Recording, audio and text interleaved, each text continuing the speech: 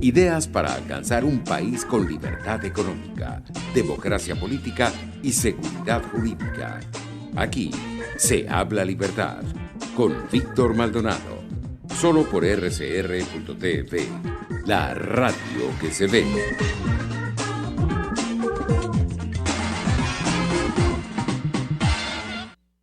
Bueno, volvemos con Aquí se habla libertad, hoy 26 de febrero del año 2021, ya todos en sede para comenzar una discusión y comentar precisamente sobre las libertades políticas y las libertades económicas, un tema que nos propuso esta vez el profesor Hugo Bravo, así como la gratísima invitación del profesor Miguel Ángel Martínez Meucci. Por cierto, Ana Stefanile, muchos saludos también desde aquí de parte de todos nosotros.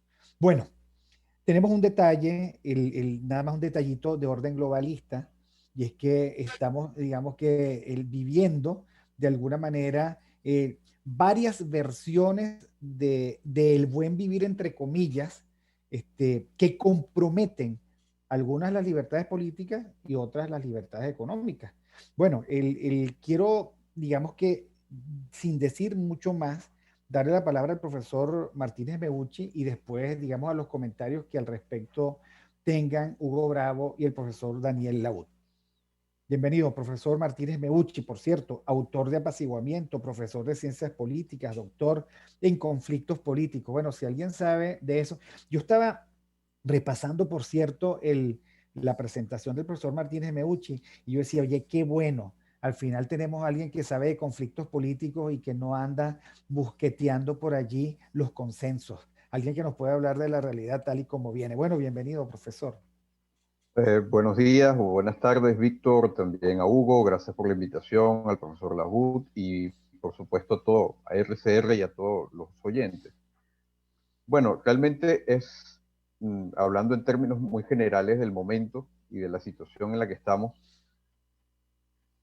el país, los venezolanos dentro y fuera de Venezuela, creo que es un momento de hacer quizás un poco un alto y ver, o sea, por qué estamos en el fondo del hoyo, ¿no?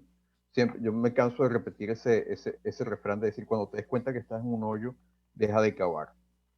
Entonces, de alguna manera llegamos al fondo del hoyo y habría que ver por qué.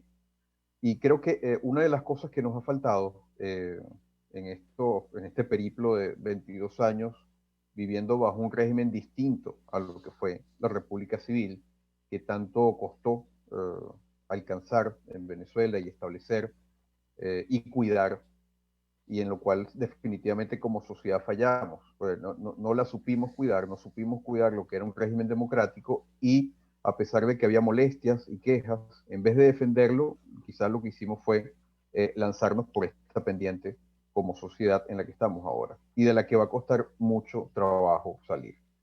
Bueno, una de las cosas es ver por qué estamos aquí.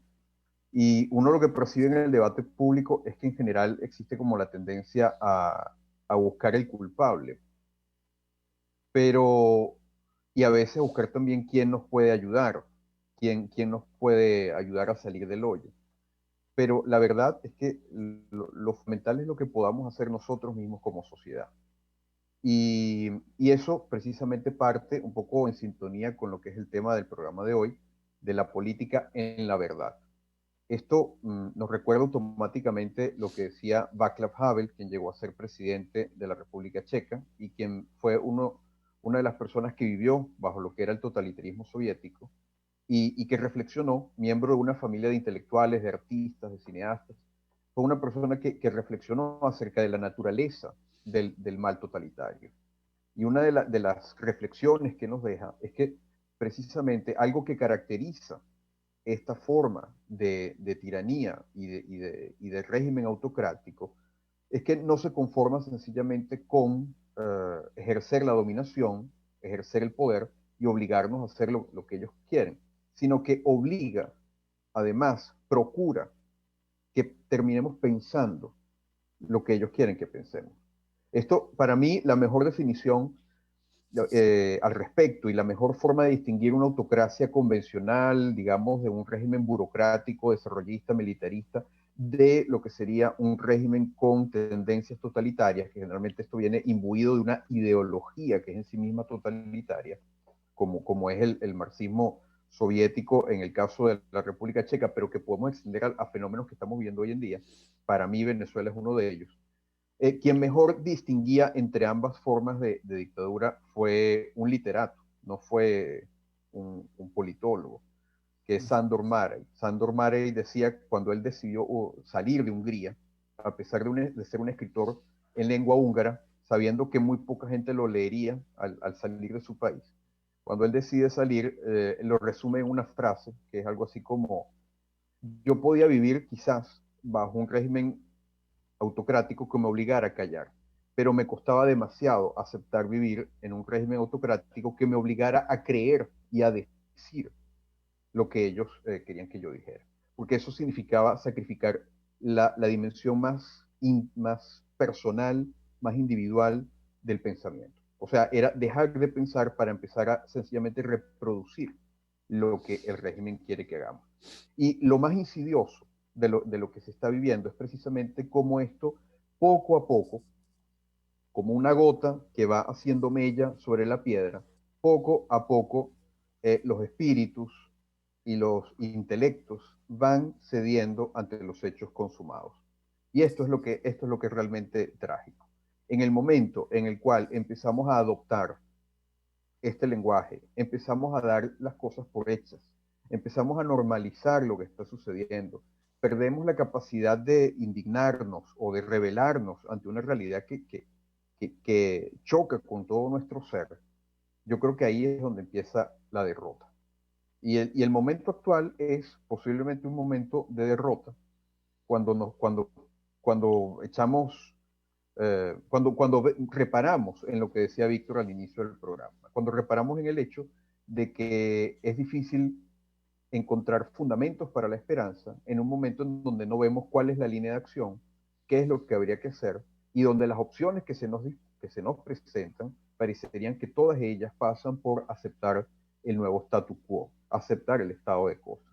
Bueno, lo principal entonces, y ahí es donde está el papel de lo que grosso modo podemos llamar la verdad, está precisamente en ver cómo al dar con ello podemos encontrar la semilla de una resistencia, la semilla de una rebelión. No estoy hablando de salir digamos, a ejercer violencia. Una rebelión interior, ahí es donde empieza todo, en el hecho de decir, esto no debe ser, esto no está bien, yo no quiero ser parte de esto. En el momento en que eso anida fuertemente en el corazón de las personas, la mente también comienza a buscar una verdad que no esté mediada por las falacias y por la mendacidad, la atmósfera de mendacidad que procuran ejercer este tipo de regímenes políticos.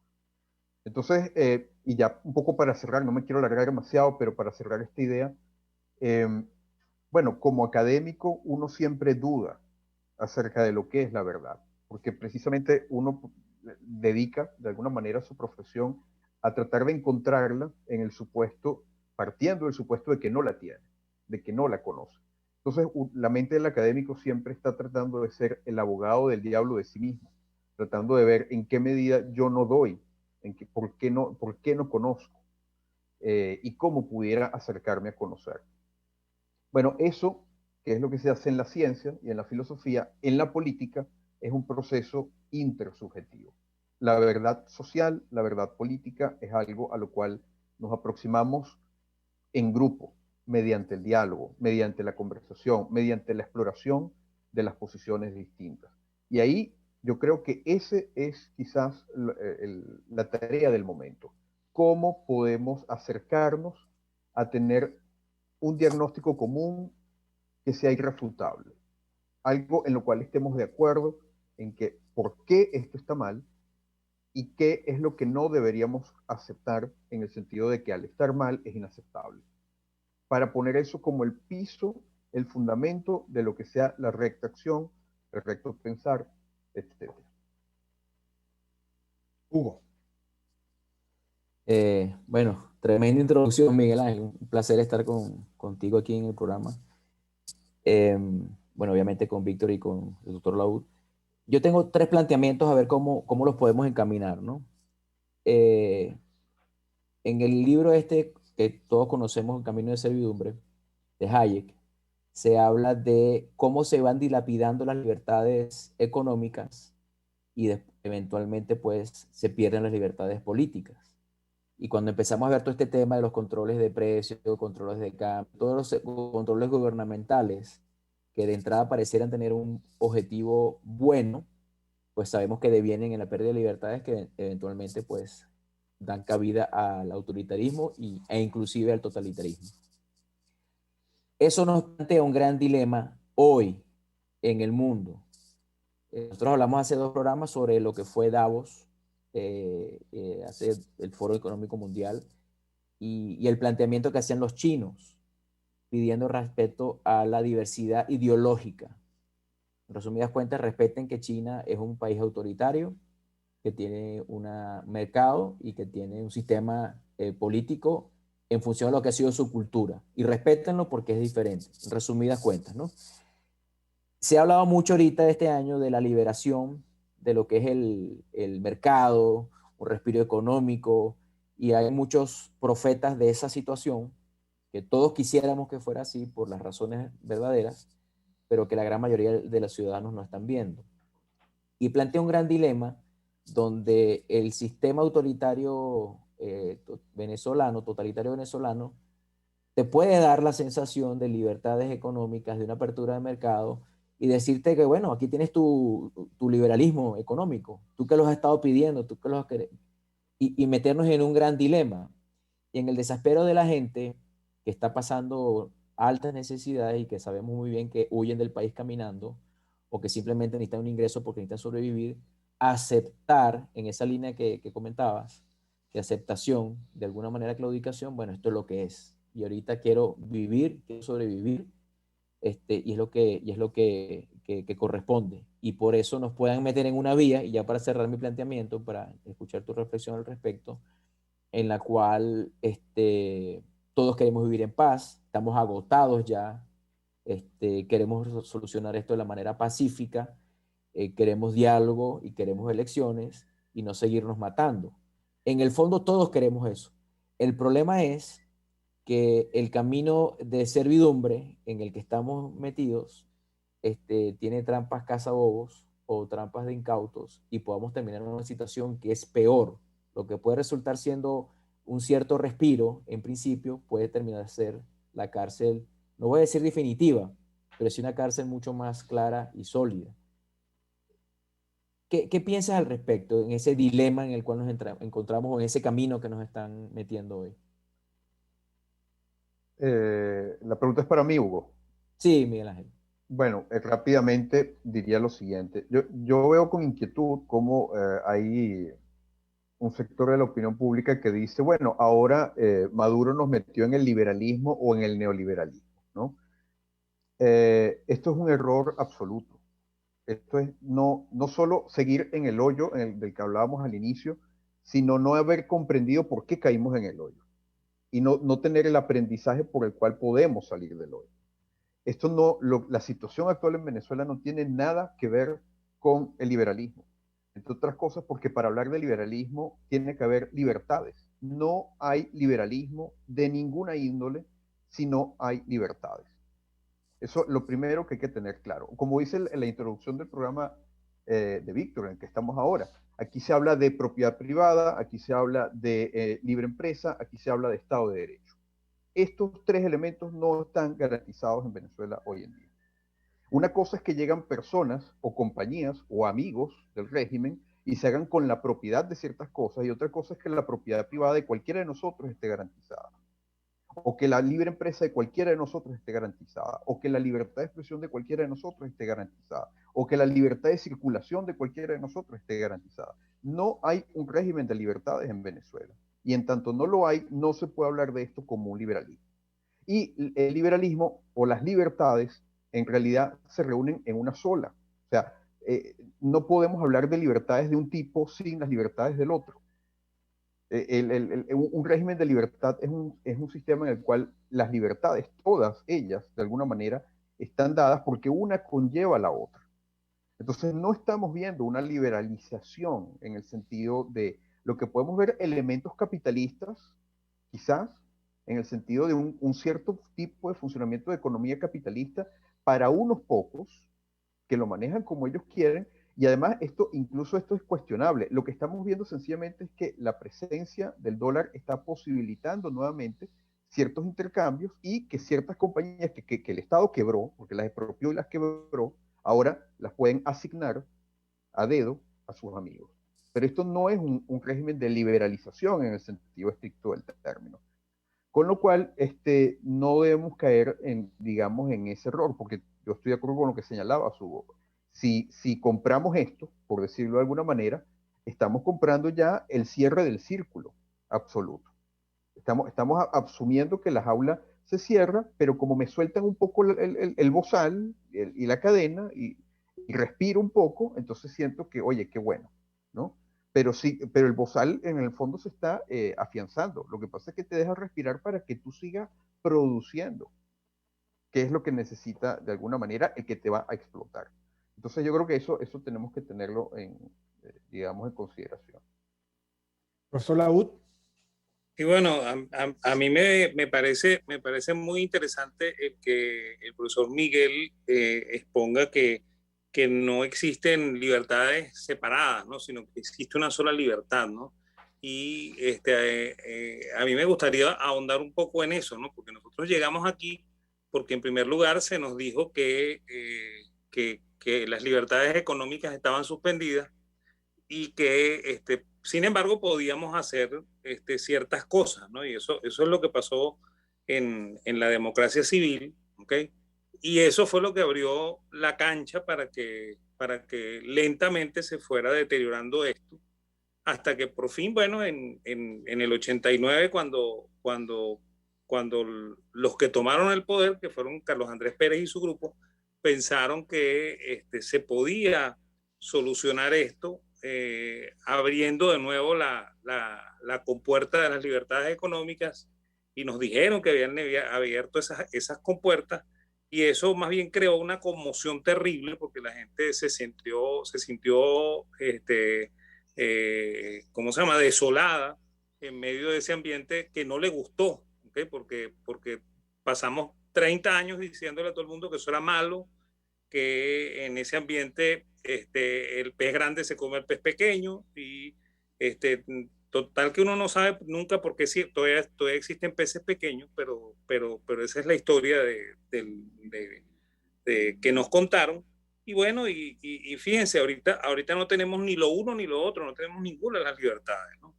Entonces, a mí me preocupa mucho, ¿okay? Y esa es la inquietud que yo quiero comunicar en este momento, el que en este momento nosotros terminemos creyendo que efectivamente nos están abriendo la puerta de nuevo, que, nos, que sintamos que existe libertad, ¿okay?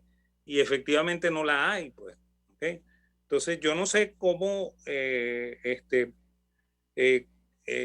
o sea, no logro descifrar cómo el común de la sociedad puede entender que efectivamente es una trampa, pues, ¿ok? O sea, esa es mi inquietud, pues, y no sé, me gustaría que me dieran un hálito de esperanza para pensar que posiblemente la gente efectivamente se dé cuenta, ¿okay? Y no acepte la carnada que le están ofreciendo. Entonces, esa es mi inquietud, ¿okay? Y esa es la pregunta que yo le podría hacer al profesor Miguel, pues. Bueno, a mí me gustaría tener la respuesta. Pero bueno, precisamente esa es la idea, ¿no? Poder buscar, pensar entre todos, ¿no? Nutrirnos de todas estas reflexiones y ver un poco a dónde vamos. Yo creo que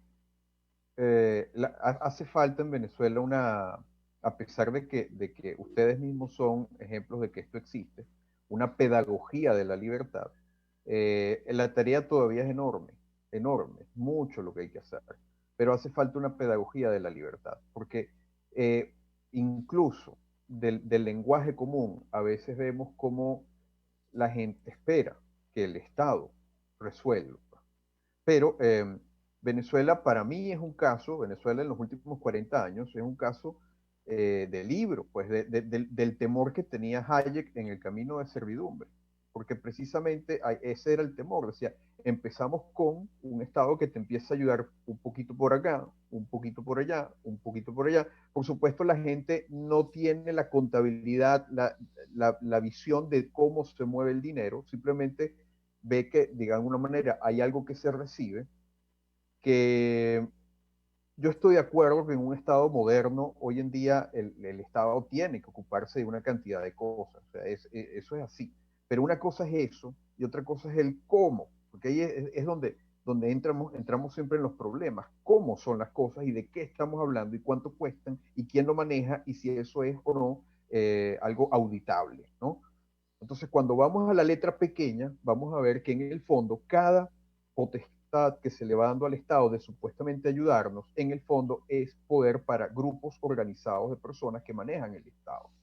Entonces, el temor de Hayek en ese célebre libro era precisamente que así por ahí se empieza. Y lo decía no como un ejercicio teórico, lo decía sobre la base de haber visto qué es lo que había pasado con el nazismo y con el comunismo, con ambos regímenes totalitarios. Ambos empezaron diciendo, el Estado te va a ayudar, el Estado controla más, el Estado va a proveer más cosas, y ojo, en alguna medida lo hizo. Pero ¿cuál fue el precio que se pagó al final? El que ya sabemos. Bueno, el problema en Venezuela es que haber avanzado en un régimen de libertades políticas y de derechos civiles y políticos sin venir esto acompañado de una pedagogía de lo que eran realmente las libertades económicas, nos condujo al momento en donde cuando ya el saco, la bolsa no alcanzaba para todos, caímos en brazos del chavismo, ¿no? Y precisamente por desconocer esto, porque no hay la sed de decir, yo soy de alguna manera el dueño de mi destino, yo puedo resolver las cosas, yo pago el precio de las elecciones que hago y soy responsable por las decisiones que tomo con mi libertad, eso no forma parte de nuestra pedagogía política. Forma parte de nuestra pedagogía política que el político no te ha ayudado, que el político te debe ayudar, etc. Entonces, digamos, yo soy de los grandes defensores de la República Civil. Yo creo que cuando uno ve las cosas en perspectiva histórica, fue un periodo en donde Venezuela alcanzó unas cuotas de desarrollo inimaginables. Pero efectivamente también estoy de acuerdo en que las cosas tienen que seguir evolucionando. Y faltó precisamente dar ese paso. El paso se intentó en la última década y tuvo muchos éxitos que ahora la gente no recuerda. Tuvo grandes éxitos en el proceso pero tuviste un estallido social y tuviste, que a la gente a veces también como que no se recuerda, 2 golpes de Estado. Hay que ver lo que es eso, recibir 2 golpes de Estado militares a contracorriente de lo que venía pasando en todo el planeta. O sea, se acababa de desmoronar la Unión Soviética, estábamos en transiciones a la democracia en todas partes del mundo, en América Latina, en el este de Europa, en Asia Central, y justo en ese momento en Venezuela pasa lo contrario. Tenemos 2 golpes de Estado en contra de todas las tendencias del momento. Y además que generaron todo un imaginario político terrible que nos va a conducir a donde estamos ahora. Entonces, claro, un poco el temor es que si ya nos faltaba una pedagogía en la República Civil sobre lo que es el carácter integral de la libertad, mi preocupación personal también tiene que ver con, bueno, ¿y qué pasa si la situación en la que estamos ahora se prolonga por décadas? ¿Dónde vamos a tener los referentes reales de lo que significa un régimen de libertad? Parte de lo que es la nueva fisonomía social de Venezuela tiene que ver con la diáspora, con la cantidad de personas que están en el extranjero viviendo sociedades muy distintas y en un proceso muy traumático, conociendo sociedades que tienen otro funcionamiento y conociendo la cara amable y la cara dura de lo que son esos otros sistemas. Pero indudablemente que son sistemas en donde las personas les toca hacerse más responsables de lo que hacen, de lo que ha sucedido en Venezuela. Y yo creo que dentro de lo que es imaginar una Venezuela para el futuro, a mí me gusta hacer el ejercicio de imaginar que eso pudiera ser también un elemento ya, digamos, de una pedagogía que no es puramente académica o periodística, sino de que las personas con los lazos que se van tejiendo entre los venezolanos que están fuera y adentro, se va conociendo lo que significa avanzar en sociedades que tienen un poco más de libertad o bastante más libertad que la nuestra en estos momentos. Pero bueno, ahí hay muchísima tela que cortar. Bueno, me toca a mí, el profesor. Hay un tema, digamos, que siempre ha afectado a los venezolanos, que a lo mejor no es propia de los venezolanos, pero que ocurrió aquí. Y es el tema de que el político no tiene un lenguaje de libertad con el cual comunicarse con los ciudadanos, sino un lenguaje dadivoso. Yo que tengo más edad que todos ustedes, y recuerdo cómo fue la campaña electoral de Pérez, del segundo Pérez. Pérez estaba en Paria y llegó y dijo algo así, casi que literal. Ustedes me piden agua, yo les vengo a ofrecer agua y más agua, agua y más agua. Y así recorrió el país tratando de generar despertar ese anhelo por la gran Venezuela de su primer gobierno. Llega, por supuesto, habiendo sido engañado por Lucinchi, otra mentira, que le dejó las arcas vacías y no se lo informó, y que después Lucinchi dijo que a su vez lo habían engañado otros, pues tuvo que intentar, digamos, con muchísima dificultad, un programa de modernización y ajuste, que no se parecía a su discurso y que él además no quiso, digamos, aclarar demasiado. Digamos que allí hay un problema el constitutivo, que genera es desconfianza porque el político no sabe decir la verdad ni sabe encarar al país, sino que lo da por hecho. ¿Recuerdan que Pérez, del cual yo le reconozco, por cierto, muchísimas cosas, él decía, bueno, mi liderazgo es suficiente como para sortear estos obstáculos, digamos, ese halo del caudillo también irredento venezolano? Pero vengamos para acá. Este, Luego de todo esto, tenemos liderazgos bolilleros. O sea, tenemos un liderazgo político que dice, bueno, vamos a negociar, vamos a ir a unas elecciones. Antes decíamos que era sin, sin Maduro, ahora bueno, con Maduro y con todos, condiciones mínimas. La golilla, que además tú, desde el punto de vista del proceso psicológico, sociológico y político, lo describiste muy bien en tu libro Apaciguamiento, de cómo llegamos hasta aquí, cuáles son las tuercas que se ajustan para que eso llegue hasta allí. Y tenemos un liderazgo económico que tampoco hace pedagogía de la libertad y que ahorita está hambriento de cualquier cosa bajo cualquier condición. Y es ellos reunidos, dicen, bueno, vamos a repartirnos estas empresas. Y tú sabes, porque tú lo dijiste, bueno, eso nos conduce a cualquier sitio, menos a la libertad y a la prosperidad de los ciudadanos. Nos conduce a China, nos conduce a Rusia, nos conduce a Turquía, nos conduce a Bielorrusia, pero no nos conduce al occidente de la República Liberal que algunos queremos crecer. Y yo creo que por eso mismo, por tanta acumulado de mentiras y porque además no hay una pedagogía de la decencia asociada a la libertad, que estos dieron por perdido el país y están haciendo lo que sea al margen de un país que está de espaldas a ellos. Aquí todo el mundo está de espaldas. Para colmo, como esto es trágico, la relación entre los venezolanos del país y los venezolanos de diáspora se ha agriado en general. Porque los venezolanos de la diáspora exigen demasiado a los venezolanos que están aquí y los venezolanos que están aquí desconocen a los venezolanos de la diáspora, a los que incluso llaman ex venezolanos en alguna tendencia. Por ejemplo, un ejemplo concreto, una joven economista venezolana dijo, oye, no nos presionen, aquí estamos dando la batalla y estamos tratando de mejorar y llegó desde afuera, lo he visto yo. ¿Qué vas a decir tú? ¿Serás que eres enchufada? Porque nadie puede sobrevivir en un país así. O sea, abismos de incomprensión que tiene que ver con lo oscuro del hueco, lo oscuro de ese hueco, y que lo único que tenemos en la mano es la pala. O sea, no tenemos la cuerda, tenemos la pala. Y con esa pala, pues entonces nosotros lo único que hacemos es abrir un hueco más profundo. Ahora, es difícil hacer así la pedagogía de la libertad. Es complicado hacer así la pedagogía de la libertad porque es enfrentarnos al sistema que está yendo en el camino contrario. El sistema completo. El sistema decidió que ya que estamos en el hueco, mejor enterrarnos. O sea, aprovechemos el hueco para darnos palazos de tierra encima y enterrarnos definitivamente. ¿Qué otra cosa podemos hacer? Bueno, ahí, dentro de todo lo que dices, Víctor, un punto que me parece fundamental es esa acritud de las relaciones personales hoy en día que se respira por todos lados. O sea, uno siente que la gente está, eh, y razones sobran para que la gente tenga un ánimo crispado, para que la gente desconfíe.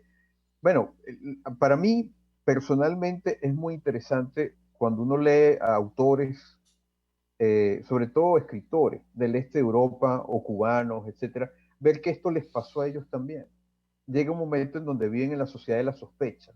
Todo el mundo sospecha de todo el mundo y todo el mundo cree que el otro es el culpable y todo el mundo se siente víctima.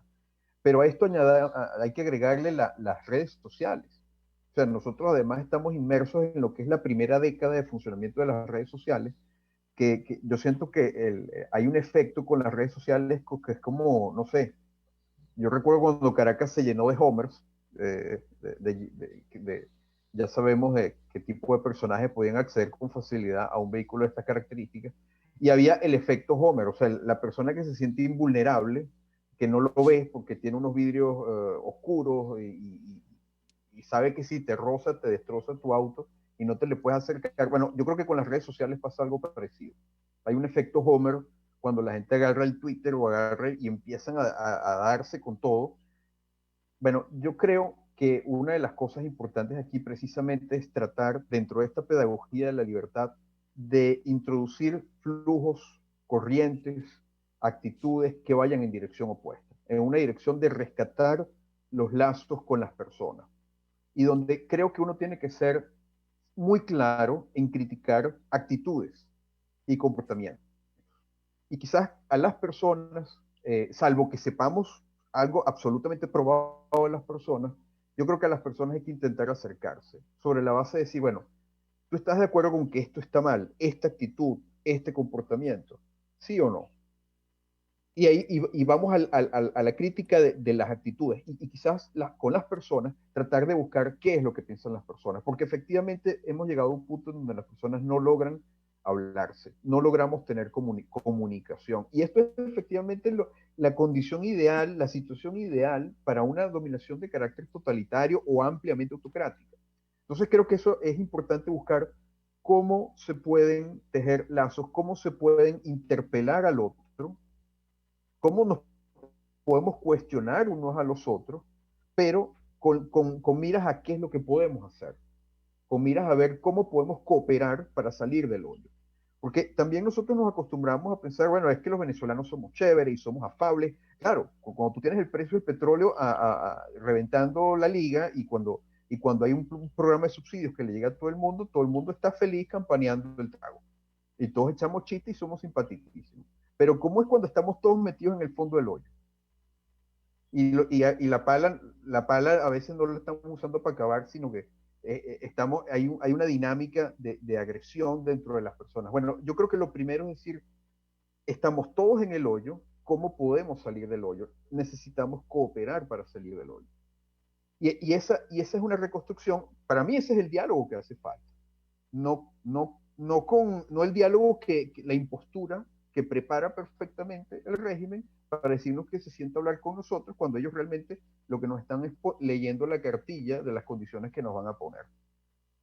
Yo creo que el diálogo es que a veces puede ser más duro, el de sentarnos a hablar entre nosotros y decir, bueno, mira, aquí quizás yo me he equivocado, quizás yo he metido la pata, pero yo también te quiero escuchar a ti, ver en qué sientes tú que has metido la pata.